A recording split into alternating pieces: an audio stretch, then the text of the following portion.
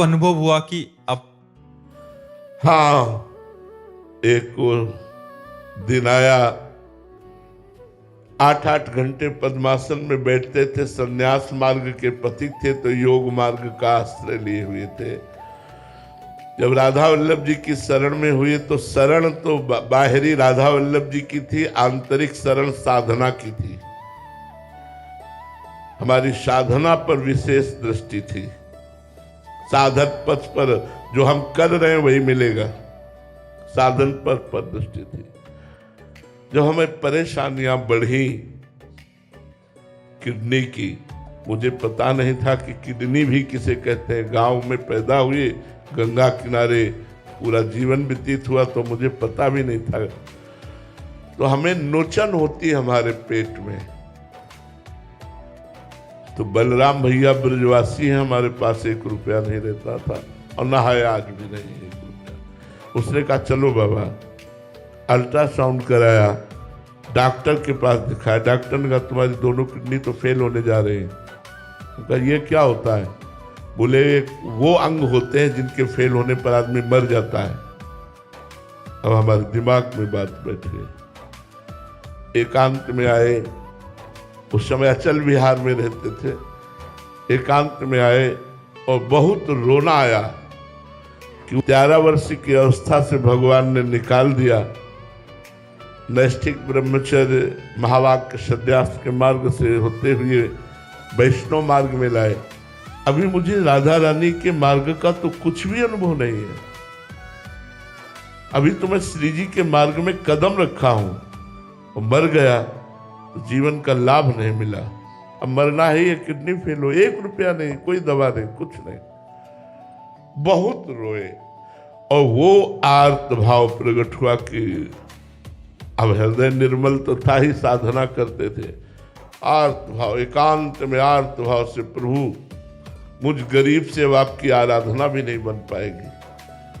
बहुत, बस वही चमत्कार प्रकट हुआ हमारे जीवन का। जो आप पूछ रहे ये गुप्त बात है, वही चमत्कार प्रकट हुआ। शाम का समय था, उसी समय महारानी जी की कृपा हुई और उनका साधना मेरे लिए की जाती है ना, मैं कहती हूं तू मेरा है। बस उस दिन से जैसे हमारे हृदय में बर्फ की सिल्ली रख ली गई हो। बस वो शब्द महारानी जी के, साधना मेरे लिए की जाती है ना और मैं कहती हूं तू मेरा है। बस हृदय नाच पड़ा और उस दिन से शोक, चिंता, भय, दुख सब मिट गए। आज आप खुद देख लीजिए, लौकिक और पारलौकिक दोनों तरफ से हम सुखी हैं। कोई पानी देने वाला नहीं था भाई, और आज आप देख रहे हो भीड़ ही भीड़ है हमारे संतों की। 1500 सब नौजवान संत भगवान सेवा में है श्री जी की। ये महारानी जी ने वो आर्त भाव, जैसे द्रौपदी जी ने देखा कि अब मेरी भुजाएं भी काम नहीं करेंगी। पांडव तो गर्दन नीची किए हैं, भीष्म आदि उत्तर नहीं दे रहे, 10,000 हाथियों का बल रखने वाला दुशासन खींच रहा है, अब मेरी भुजा भी काम नहीं करेगी। पुकारा, हे द्वारिकाधीश। बस यही भुजा में ही भगवान का अवतार हो गया, वस्त्रावतार, और 10,000 हाथियों का बल रखने वाला परास्त हो गया। लेकिन द्रौपदी का वस्त्र नहीं था। बस वो भगवान ऐसी परिस्थिति देते हैं जब किसी का आश्रय नहीं रह जाता, एकमात्र भगवान का आश्रय, तब हृदय में वो शरणागति होती है। अब मुझे कोई परवाह नहीं है, ये मैं केवल बातें नहीं बना रहा हूं, हृदय की बात कह रहा हूं। न मरने का डर है, न इतने कष्टों का कोई भय है, किसी भी तरह की कोई चिंता शोक नहीं, आनंद ही आनंद। 10 दिशाएं हमारे लिए आनंदमय हो गई क्योंकि श्री जी ने मुझे स्वीकार कर लिया, प्रियाजू ने मुझे अपना बना लिया। बस इस बात से मैं निरंतर खुश रहता हूँ, आनंदित रहता हूँ कि यद्यपि अयोग्य हूँ फिर भी कृपा हो गई है और प्रभु ने स्वीकार किया। तो हमें तो लगता है दुख और विपत्ति, यही सच्ची शरणागति भगवान की तभी होती है जब अहंकार को कोई रास्ता नहीं मिलता और लगता है अब भगवान ही केवल बचा सकते हैं। जैसे गजेंद्र, हजारों हाथी हाथिनियां उसके अनुयायी थे, जब वो मेहनत करके भी नहीं गजेंद्र को छुड़ा पाए तो गजेंद्र को ही छोड़ के चले गए। स्वार्थी संसार। गजेंद्र 1000 वर्ष तक लड़ता रहा। जब उसने देखा कि अब मैं परास्त हो गया, एक जलचर जीव ग्राह बड़ा बलवान है और मैं अब बचूंगा नहीं, उसको याद आ गई भगवान हरि की। एक फूल लेकर ऐसे हरि, पूरा हरि शब्द नहीं निकल पाया, भगवान आए और ग्राह का उद्धार करके गजेंद्र को बचा लिया। ऐसे ही हमारा अहंकार जब टूटे, वस्तु व्यक्ति स्थान से अपनापन छूटे और एक भरोसो केवल एक बल एक आस विश्वास होकर हम पुकारे, वही शरणागति चमत्कार दिखा देती जीवन में। वही शरणागति आनंद प्रदान कर देती है। मुझ मरे हुए व्यक्ति से प्रभु क्या क्या करवा रहे हैं, उनकी कृपा देख लीजिए। ये मेरी लाडली जू का प्रताप, ये हमारे किशोरी जू का प्रताप कि उन्होंने स्वीकार किया तो दिखा दिया कि मेरा भक्त अनाथ दीन गरीब या नीच नहीं होता। उन्होंने जगत बंदनी करके दिखा दिया, एक अधम जीव को जगत बंदनी करके दिखा दिया। महाराज जी, जब जैसे पहली बार आपको शरणागति का अनुभव हुआ तो महाराज जी क्या शरणागति भी धीरे धीरे पुष्ट होती है पूर्ण अवस्था में, या इसकी भी अवस्थाएं होती हैं महाराज जी, आगे और ज्यादा अनुभव होते जाते हैं? जैसे जैसे अनुभव होता जाता है कि हम पर कृपा है, वैसे वैसे सब कुछ न्यौछावर होता चला जाता है। मन प्राण चित्त अहम सब कुछ। और पूर्ण शरणागत मतलब भगवत प्रेम में मतवाला, भगवत प्राप्त। फिर क्या कहना है, ऐसे के पीछे भगवान डोलते हैं। निरपेक्षम मुनिम शांतम निर्वैरम समदर्शनम अनुब्रजाम्यहम नित्यम पुयेत्य गुरेणु भी। जो निरपेक्ष है, किसी की अपेक्षा नहीं रखते, जो हर समय मंत्र जाप करते रहते हैं, मननशील मुनि है, जो शांत है, जो किसी से वैर नहीं रखते, जो सब में एक ही परमात्मा तत्व को देखते हैं। और भगवान की शरण में ऐसे महात्मा के पीछे मैं भगवान कहते डोलता हूँ कि उसकी चरण रज हम पर पड़ जाए और मैं पवित्र हो जाऊं। निरपेक्षम मुनिम शांतम निर्वैरम समदर्शनम अनुब्रजाम्य हम नित्यम पुयेत्य रेणु भी। ऐसा महात्मा वो स्वयं बनाते हैं कृपा करके। कोई अपने बल से नहीं बन सकता, भगवान कृपा करके बनाते हैं। महाराज जी, एक साधक का एक प्रश्न था कि 84 जी के मानसिक पाठ का प्रयास किया जाता है, जब बीच में किसी कार्य या बातचीत में लग जाते हैं तो पाठ आगे नहीं बढ़ता, तो 2-3 शब्द या आधी अधूरी पंक्ति ही मन में बार बार चलती रहती है। महाराज जी, क्या ये भी नाम जप के बराबर ही है? हाँ, बिल्कुल नाम जप के बराबर है। कहत हरिवंश हरिवंश हरिवंश हित, जपत हरिवंश हरिवंश बानी। श्याम श्यामा प्रगट प्रगट अक्षर निकट, प्रगट रस स्रवत अति मधुर बानी। सोज बानी रसिक नित्य निस दिन, रटत कहत अर सुनत रस रीति जानी। ताहि तजियोर गाउन कमहु कछु, प्राण रमिरहि हरिवंश बानी। वैसे जिनका प्रश्न है वो ध्यान से सुन ले कि जैसे हमारा 84 जी का पद चल रहा है, मानो हम बन की कुंजन कुंजन डोलन, निकसत निपट साकरी बीथिर परसत नाहि निचोलन। इसके बाद हमें बात करनी है, तो पहले हम अपनी मानसिकता को ठीक से उस 84 जी की उस लाइन पर स्थित करें। निकसत निपट साकरी बीथिर परसत नाहि निचोलन। अब बात शुरू की। बात शुरू करते हुए आगे की लाइन शुरू कर देंगे मानसिक। प्रातः काल रजनी सब जागे, सूचत सुख दृग लोलन। आलसवंत अरुण अति व्याकुल कछु पुजत।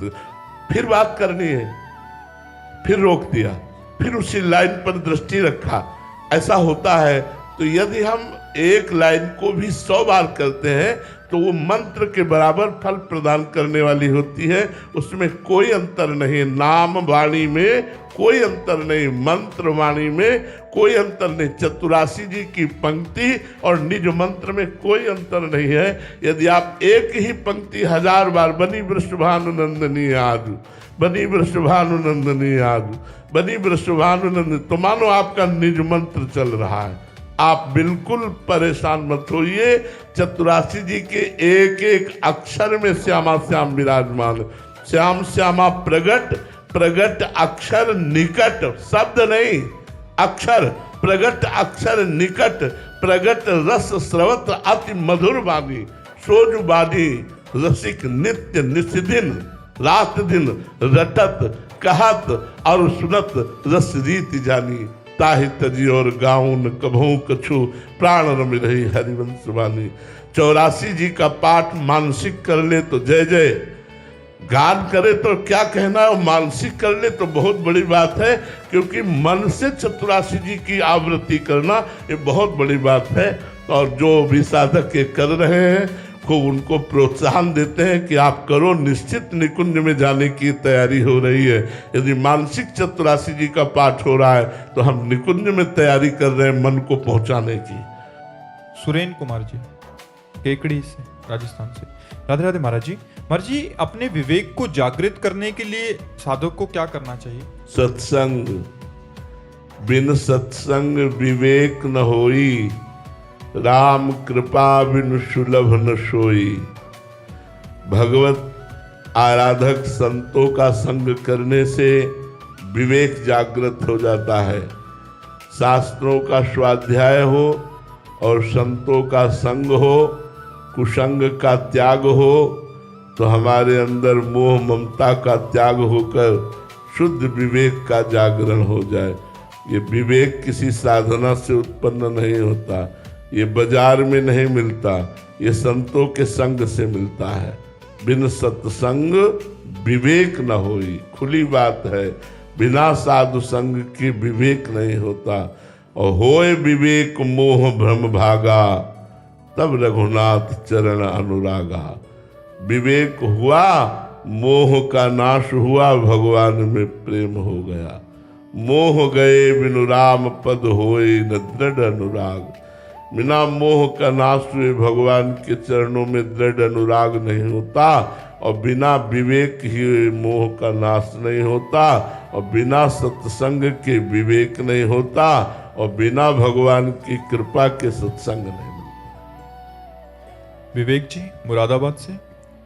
राधे राधे महाराज जी। महाराज जी, ब्रह्म ज्ञानी और प्रेमी भक्ति की स्थिति में क्या अंतर है महाराज जी? आखिरी में दोनों में एक ही रहता है। ब्रह्म ज्ञानी में मैं रहता है स्थित, और प्रेमी में मैं खो जाता है, तू रहता है स्थित। जो प्रेमी होता है स्वयं की विस्मृति और इष्ट देव की स्मृति, अपनी हूँ शुद्धि ना रही, एक रहे वो नंदलाल। ब्रह्म नहीं, माया नहीं, नहीं जीव नहीं काल, अपनी हूँ शुद्धि ना रही, एक रहे वो नंदलाल। ये प्रेमी की स्थिति है। जिधर दृष्टि डालता है, चाहे अंतर में या बाह्य में, उसे अपने इष्ट के सिवा अपनी भी स्मृति नहीं है। वस्तु, व्यक्ति, स्थान, नानात्व का पूर्ण रूप से इष्टाकार भाव में अनुभव हो जाना, ये प्रेमी का लक्षण है। जिधर देखता है अपना प्रीतम ही प्रीतम है, पर मैं देख रहा हूं, इसकी स्मृति भी गायब हो जाती है। केवल प्रीतम। और ब्रह्म ज्ञानी में प्रीतम, नंदलाल, वासुदेव, कृष्ण, शिव जो है वो सब मैं हूं। शिवोहम, कृष्णोहम, अहम ब्रह्मास्मि, आई एम आत्मा। वो सब को अपने में देखता है, सब विस्मरण करके केवल मैं,